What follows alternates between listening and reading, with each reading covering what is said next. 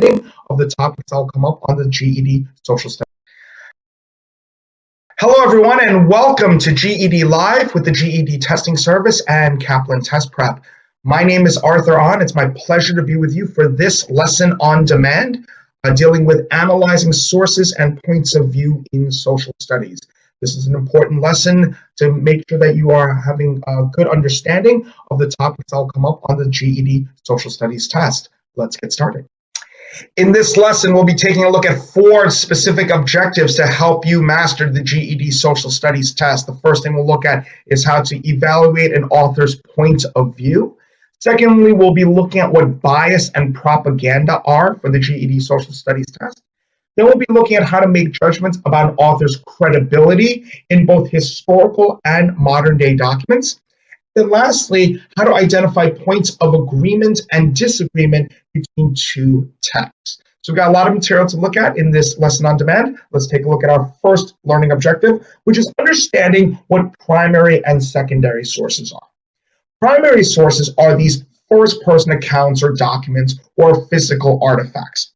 Primary sources may include uninterpreted scientific data. I'm actually going to highlight that word there, uninterpreted, which means it's objective, it's raw data that's being presented without any sort of interpretation behind it.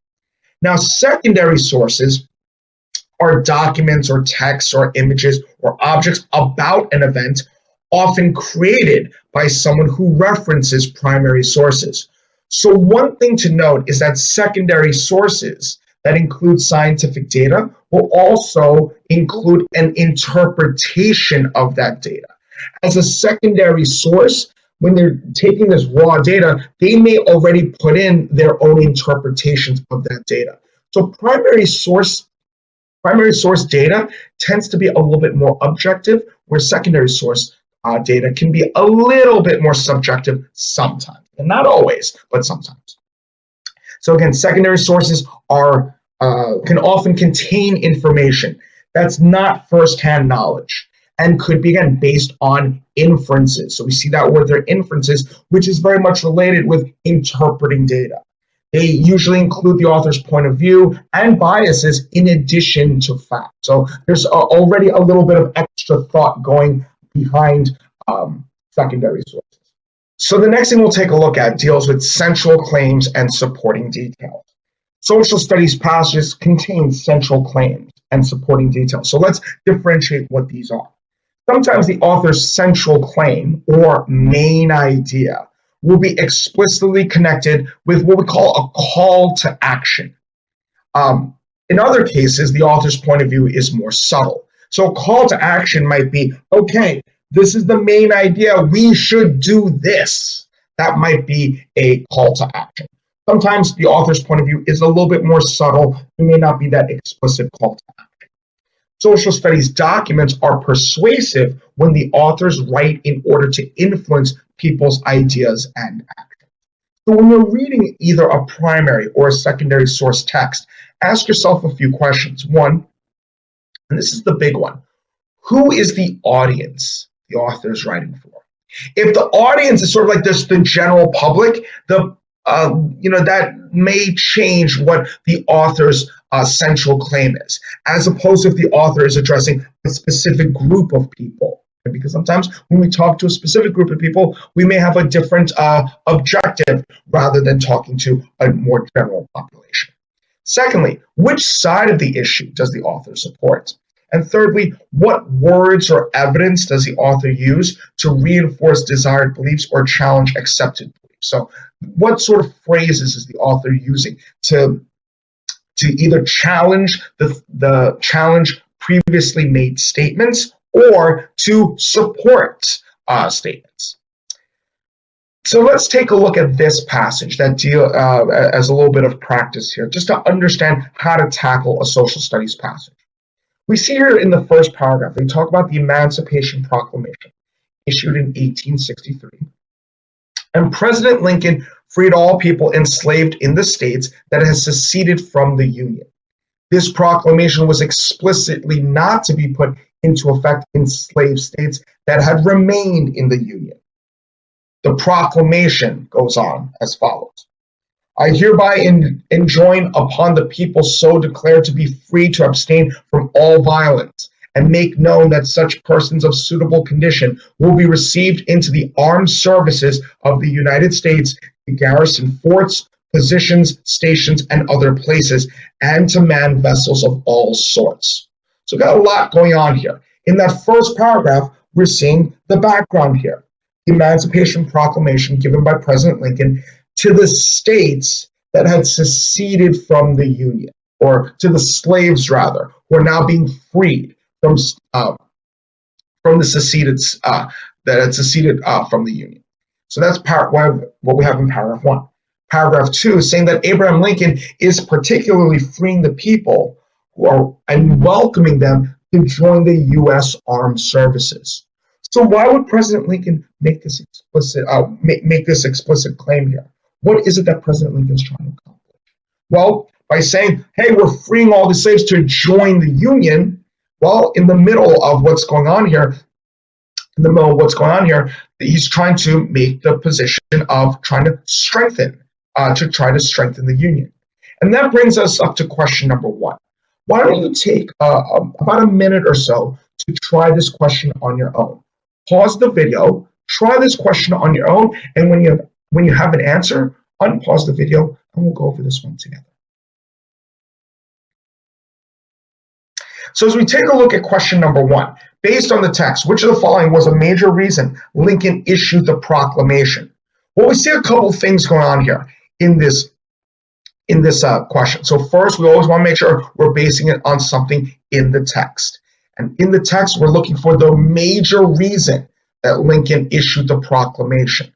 Well, what do we see here about the proclamation?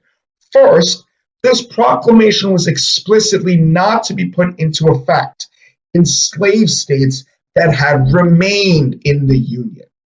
So if there's slave states remaining in the Union, they're not freeing those slaves. So why? We see the next part here. Make known that such persons of suitable condition will be received into the armed services of the United States, to all these military positions. So why is Lincoln doing this? Well, Lincoln is doing this to strengthen the army for the Union in the fight against the South. By welcoming these people that Lincoln has just freed, he's basically saying, well, the people are freed, you are now welcome to join our army. So the correct answer is going to be answer choice A, to weaken the South by enlisting former slaves into the Union Army. Got this one right? Great job. Let's take a look at our next example here, our next topic area, dealing with author's point of view. The author's point of view describes the opinions and the feelings of the author. So not the central claim here, but the point of view, which is more about the feelings and opinions of the person who's writing the text. So to more easily determine the author's point of view, think about what side the author would take in a debate on the topic in the past. And social studies authors will support their point of view in 3 specific ways. By using facts, information that can be proven to be true. They can also use opinions, beliefs about a situation or some sort of concept. And thirdly, judgments, conclusions that are supported by reasons and evidence. They can use any 3 ways to support their point of view. And there will be clues in a passage that will help you identify what the author's point of view is. They include some loaded language that include bias and inclusion or avoidance of particular facts. As you read each social studies passage, ask yourself a few things. Look for the tone. Is the tone here positive, or is it negative, or is it just kind of neutral, kind of like in the middle? Does the author want things to change, or does the author want things to stay the same? Is the author addressing supporters or addressing opponents? Why did the author write this passage? What's the purpose behind the author writing the passage overall? And as you're answering point of view questions, ask yourself, which answers are within the scope of the author's point of view? If an answer choice is not within the scope, then therefore it is not going to be a correct answer. And does the tone of the answer match the tone of the author? That's why you notice one of the first questions you want to ask yourself as you're reading a social studies passage is to note the tone, because a lot of these questions that ask about point of view are about the tone. Is it positive, is it negative, or is it neutral? And then lastly, is the answer you chose supported by something said in the passage? You should almost always be able to point at a particular sentence or a particular paragraph in a GED social studies passage when you're answering point of view. So now let's take a look at practice passage. We're starting with this excerpt from the Declaration of Sentiments presented to the Seneca Falls Convention by Elizabeth Cady Stanton in 1948. We hold these truths to be self-evident, that all men and women are created equal, that they are endowed by their Creator with certain inalienable rights, that among these are life, liberty, and the pursuit of happiness. That to secure these rights, governments are instituted, deriving their just powers from the consent of the governed. So far, it sounds pretty good, right?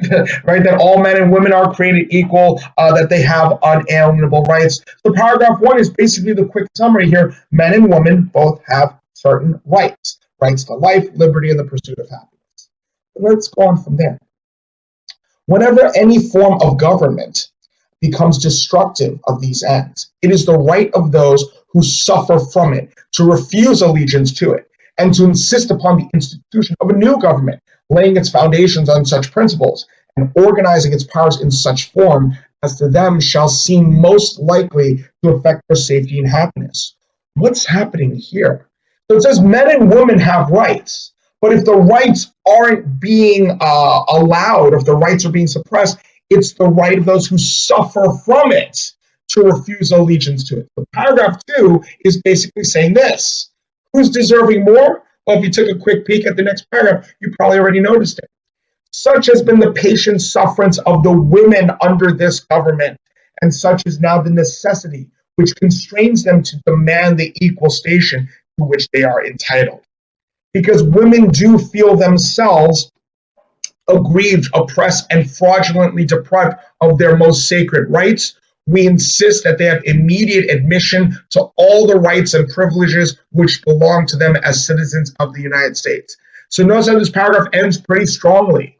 They're insisting that women have all the rights and privileges that men do. So here is where we see Stanton's claim here. The big claim is towards the end of that second paragraph, right? And notice the strong language. We insist with immediate admission to all the rights and privileges as citizens of the United States. So now let's take a look at an example of a question here.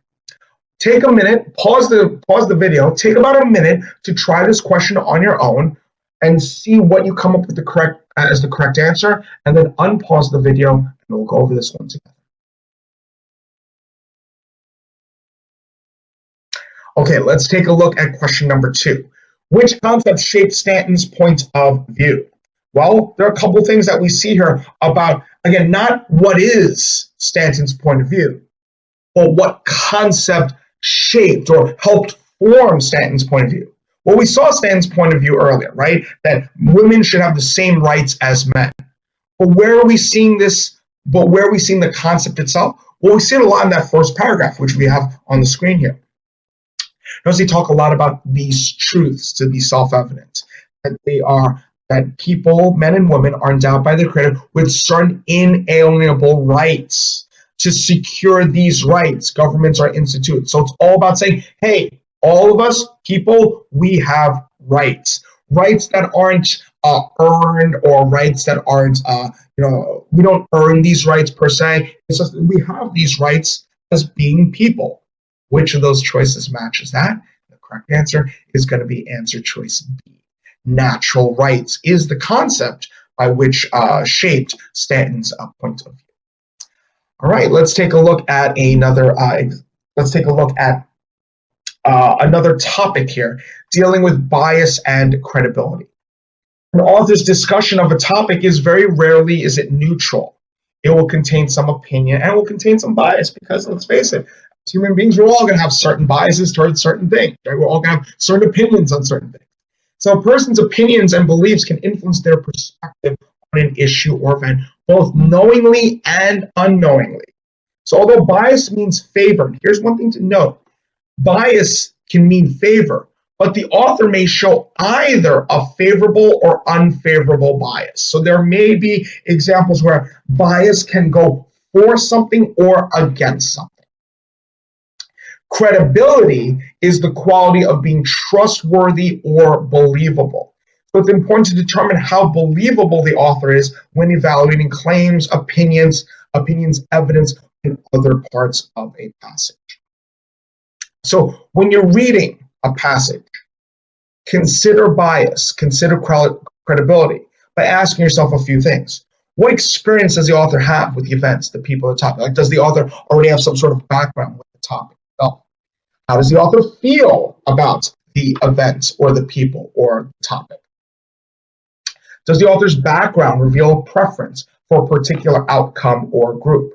What positive or negative language does the author use to describe people, events, or issues? And what evidence, if any, does the author provide to support the central idea? So a lot of questions to ask yourself to consider the credibility of a source. Now, you have bias, and then you've got propaganda. Propaganda is an extreme form of bias that is designed to convince others to act and think as the author wants them to think. So his bias is more like the author is inclined towards a certain position. Propaganda is a type of bias where they're actually trying to actively influence somebody or some group of people to think the way the author is thinking. So propaganda intentionally focuses on certain facts while ignoring others. So you see here, these are some very old school examples of propaganda. For instance, that first poster there says, "Smoking stacks attract attacks. Don't invite disaster." Notice again, we have very strong wording in propaganda because, again, it's a form of bias that's trying to get you sometimes to scare you or sometimes to convince you very strongly about a particular position. Or in that second propaganda poster, "Food is a weapon. Don't waste it." Given there. So one of the things you want to consider when you're seeing these propaganda examples is first the emotionally charged language, and then secondly, also consider what the source is. So for instance, in that second example, the National Wartime Nutrition Program is giving this poster about saying food is a weapon. Well, they probably have their own reasons why they want people not to waste food. So again, pay attention to the source so it gives you a little bit more of a perspective about why they're using that propaganda. So let's continue on in this passage that we saw earlier about the Declaration of Sentiments.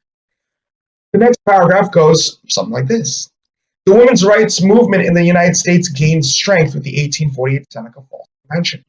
The defining document of this gathering was the Declaration of Sentiments, which was patterned after the Declaration of Independence, but focused on the fact that women lack basic freedoms that men enjoy. Ooh, stop right here. Notice they bring up this big thing here about the Declaration of Sentiments, similar to the Declaration of Independence, but really focusing on this idea that women aren't the same as men. Women don't have the same freedoms that men have. The revolutionary nature of the Seneca Falls Convention was apparent in the public's response to the event. One newspaper described Seneca Falls as, quote, "the most shocking and unnatural event ever recorded in the history of humanity."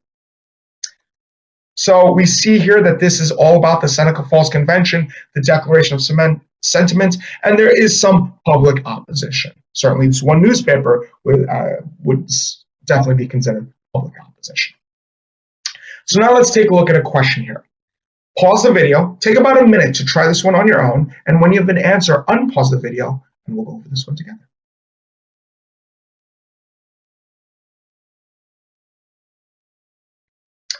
All right, let's take a look at question number 3 here. Which of the following states the main idea of the passage? So what is the main idea of this passage? Well, we see it right at the beginning, right? The women's rights movement in the United States gained strength with the 1848 Seneca Falls Convention, and then it goes on from there about what they did in the Seneca Falls Convention.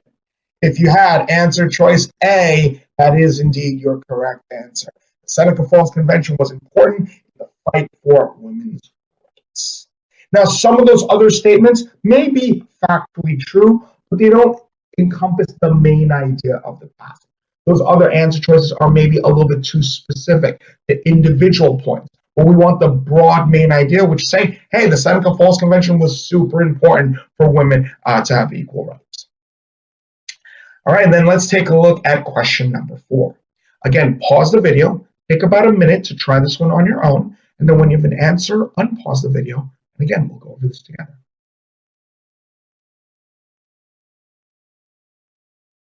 Okay, let's take a look at question number 4. Which of the following statements based on the passage is an opinion rather than a fact? So here's the thing. We don't want the fact. We want the opinion answer choice. So let's go through these one by one.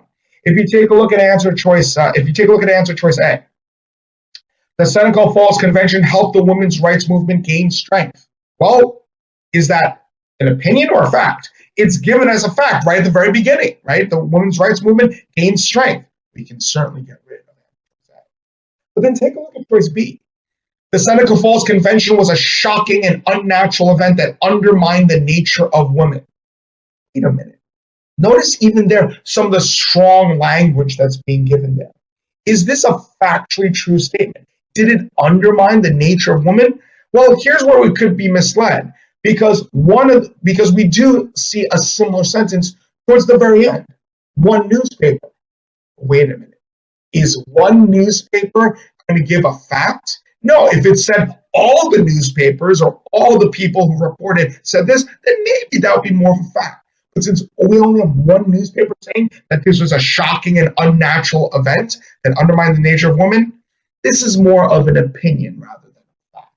Answer choice B is going to be your correct answer. And all those other answer choices, if you notice, are given as facts. We see that the Declaration of Sentiments was modeled on the Declaration of Independence. We also saw the Declaration of Sentiments describe how women's rights were limited. Those are both factual statements.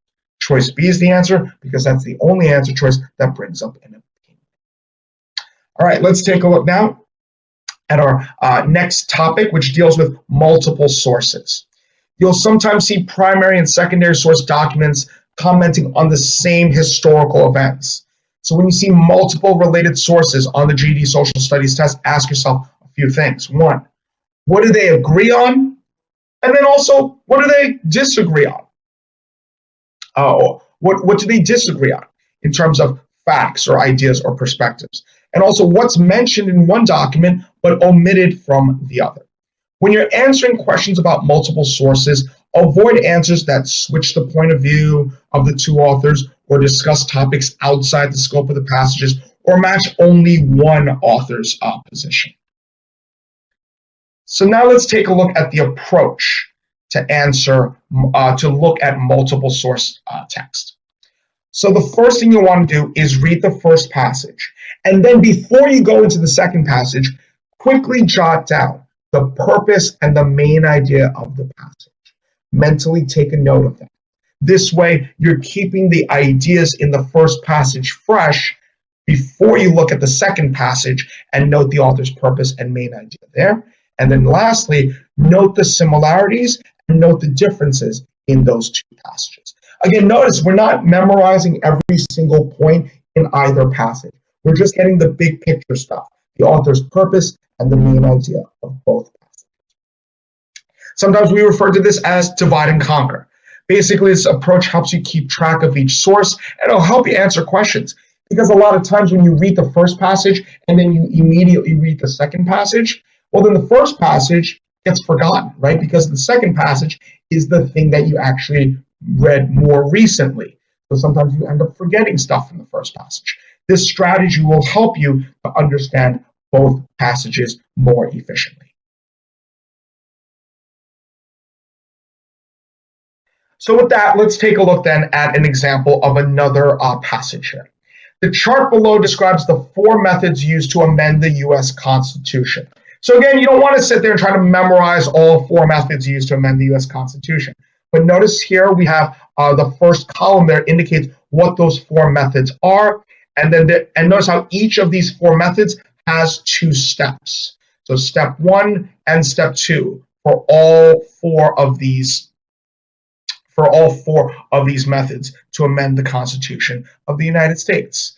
Notice how some of them have a 2/3 vote in both houses of the U.S. Congress, and they need to be ratified by 3/4 of the states or the state legislatures. Or there's a national constitutional convention called by 2/3 of the state legislatures, and then ratified by 3/4 of the states or the state legislatures. So again, don't worry about trying to memorize all that. Just know that we have 4 different methods. So that's the first thing to note. Now, what also comes up in this passage is this paragraph about the 17th Amendment. Let's take a look at this one together. In 1787, delegates to the Constitutional Convention decided to give state legislatures the power to select U.S. senators. The purpose was to ensure that the interests of the states were represented in the national legislature. Okay, great, right? So here so far it says state legislatures were who elected U.S. senators. However, so once you see that word, however, that little light bulb probably goes off a little bit. Like, oh, they're going to change something here. They're going to bring something different. Some argued that the people should directly elect their senators. They thought the interests of the states would be preserved because the people were the source of all government power.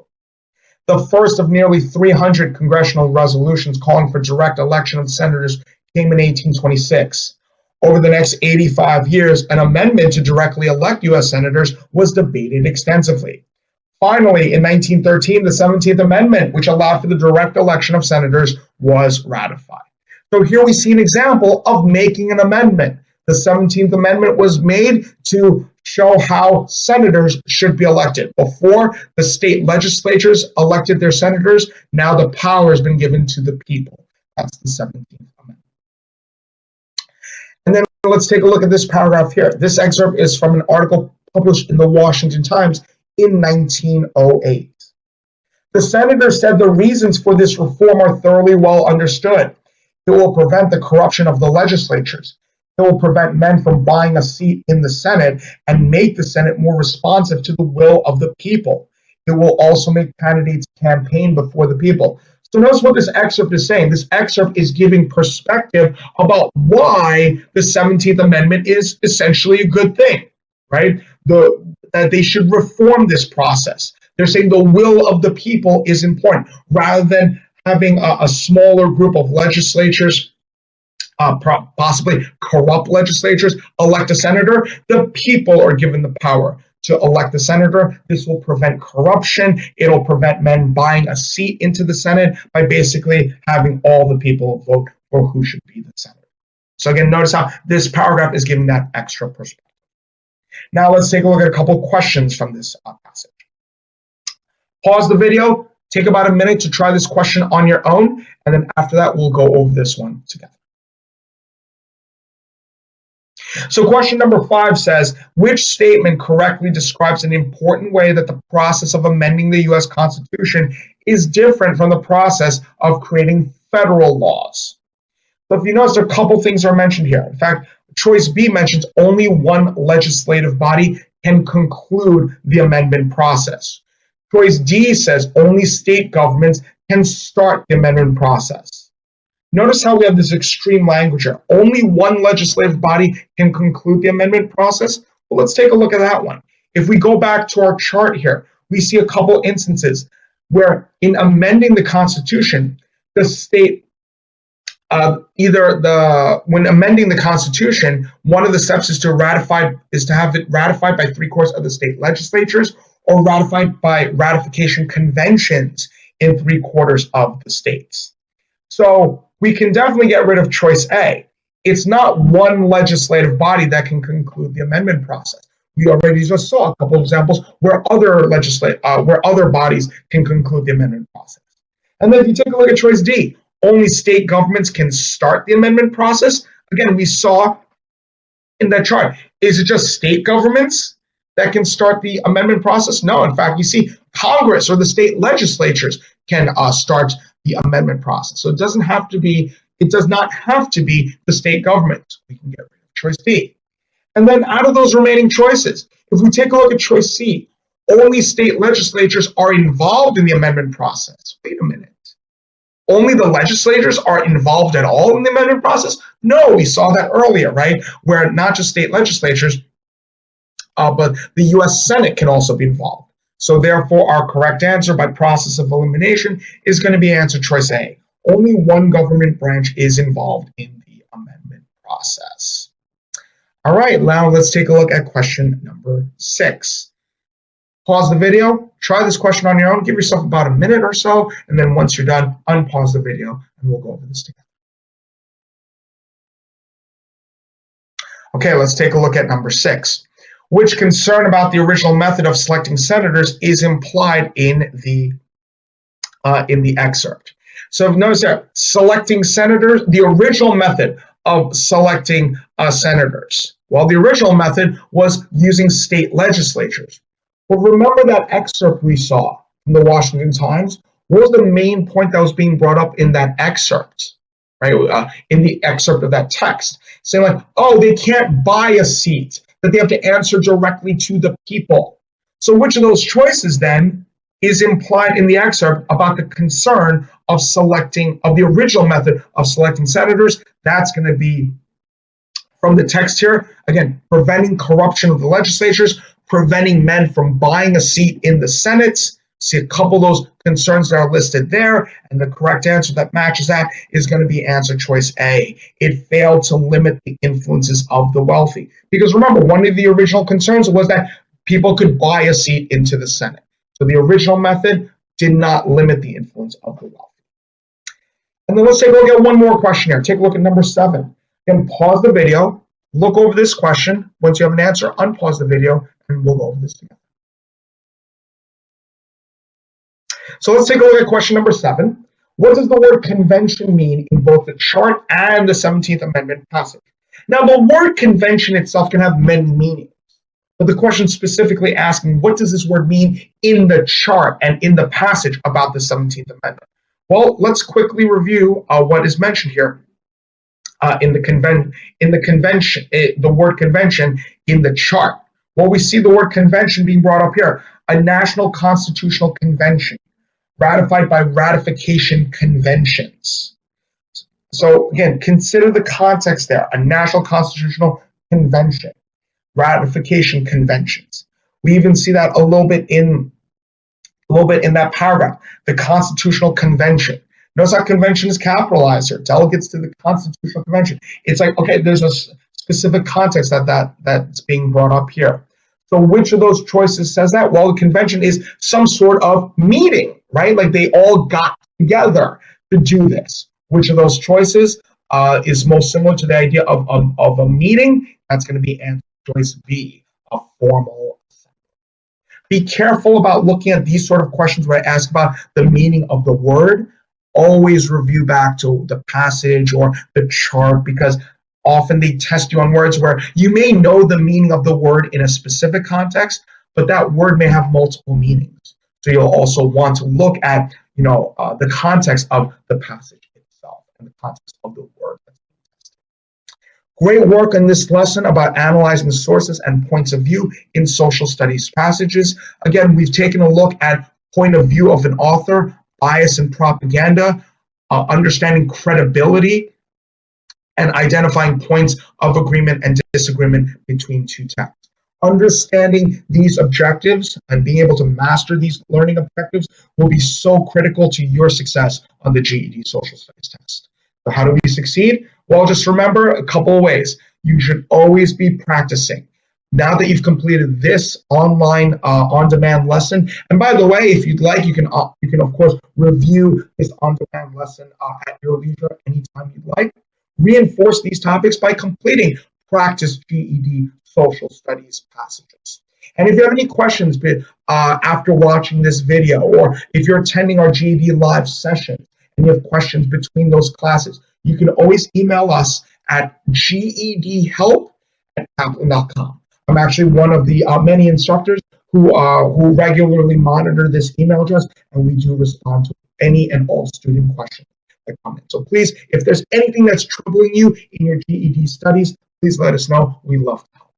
And again, that wraps up this session on analyzing sources and points of view. Thank you all very much for watching this on-demand lesson, and best of luck as you continue to study for the GED Social Studies test. Take care and have a wonderful rest of your day.